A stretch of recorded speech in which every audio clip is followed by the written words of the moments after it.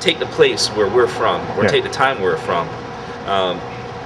We were misfits in this place. There were racism was rampant.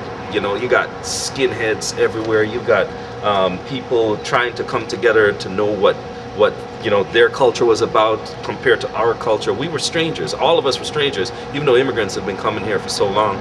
We were the next set of immigrants that people just went like, oh, you know what I mean? Yeah. But we met up with the other set of immigrants, like the Guyanese and the Eastern Europeans and stuff like that. And our crews and everything that you're talking about were an amalgamation of all of these people, and so was the culture. So it was just us having a place to be in our time, and that was our time, and that was what we did, was that hip hop culture.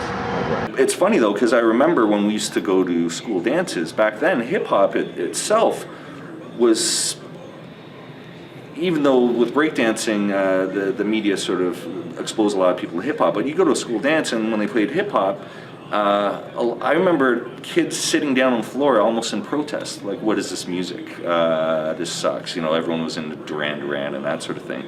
And so you were almost a bit of an outcast. I remember too going into McDonald's one time, I had my baseball cap on sideways and kids were making fun of me.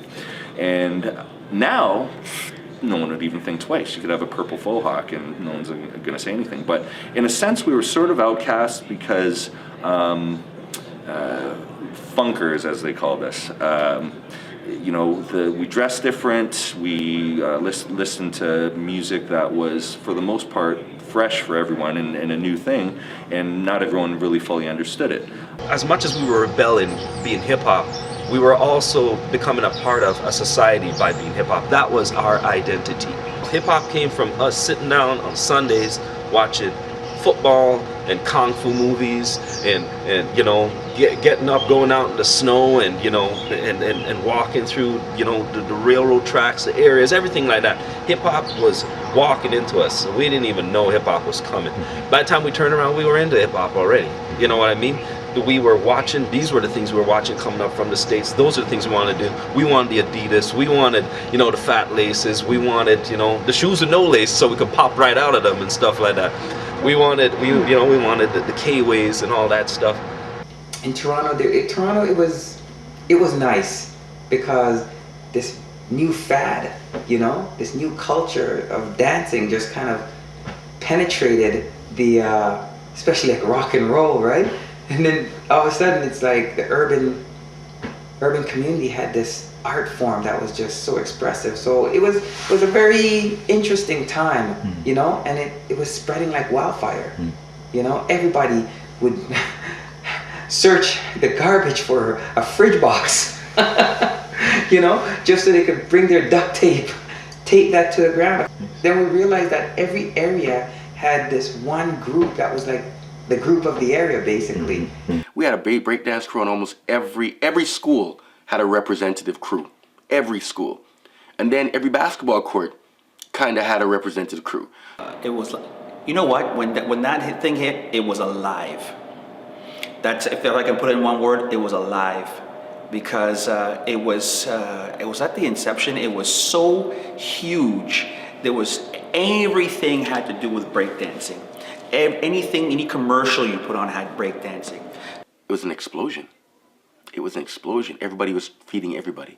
If you knew it, you showed me a piece, I went and tried it. I saw a clip on TV very briefly, I tried to do it. And then we kind of match each other. And however that guy is doing it, has, you know, if I'm getting, my boys, my friends tell me, yeah, you're getting close to that guy.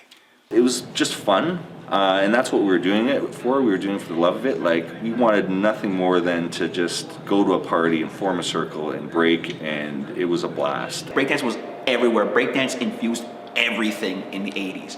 If you go back, you can look at them, those commercials of the 80s, majority of them will have breakdancing in it, right down to Crunchy, Stitches. You know, we all remember those places. All of them had breakdancing. You're like, why is breakdancing even in this commercial? Because at the 80s, that was the inception of, I think, I wouldn't say it was the inception of breaking, but that's when it blew up, right? And you know what? It was great. I have no regrets with that, man. If that's the one word, as I said, the atmosphere was alive. It was bursting with breakdancing.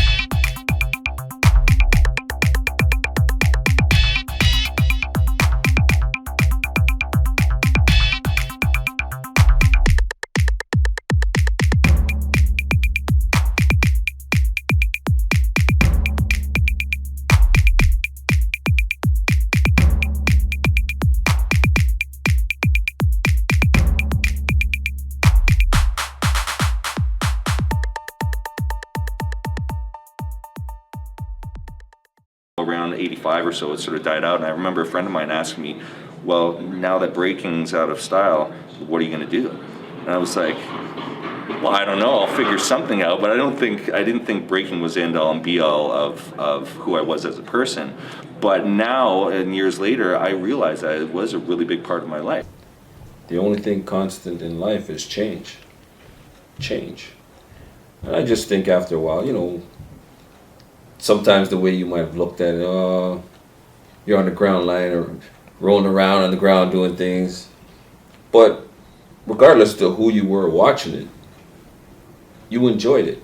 So you could have your critiques, and your critiques could come from jealousy, it could come from anything. But when you saw it, it was something. It just seemed to fade out of everything, and that was sad that it just did that, because I'm thinking, is breaking ever gonna come back again? I can't specifically remember when it was. I know there was just a new genre of music coming in, and it wasn't break dance kind of stuff, and I think that's when it started to fade out, right? And our genre, our you know, people we're getting a little older, so then, you know, people started doing other things, they got more responsibility, maybe some of them had kids, maybe whatever, you know, then, you know, there goes our whole era, starts to mature and starts doing other things now, then boom, it's gone, and then the one that's coming in after, they ain't picking it up. They never picked it up because the music and everything has changed, and so they weren't showing that everywhere, so now it's like, you know, and if you had little kids, who could you show, right? And anybody that even did see it, they were just the spectators, right? So they never were gonna learn it. Then boom, it's gone. Let me just put it this way: I think Kid and Play were starting to do their thing at that point. Okay. That was it. I'm not hating on Kid and Play and those guys. I love them, you know, because the truth of the matter is, hip hop needed to take that dip first for it to go skyrocket into where it is right now, because it was completely misunderstood and completely on the ground. And when everyone started to come out with the breaking mats and the breaking videos and the breaking this, I think they even had breaking action dolls. Hip hop was destined to die a death like you would not believe. Right. So when it had to take that little hiatus because the girls didn't want to watch you break in the clubs anymore, they wanted you to do the Kid and Play, all that stuff. I'm glad that it took that little hiatus and then zoom back up again. So whatever time frame that was, as I said, I don't even remember when I stopped dancing. It's just that I remembered, hey, I wasn't dancing in the clubs anymore because the girls didn't like it.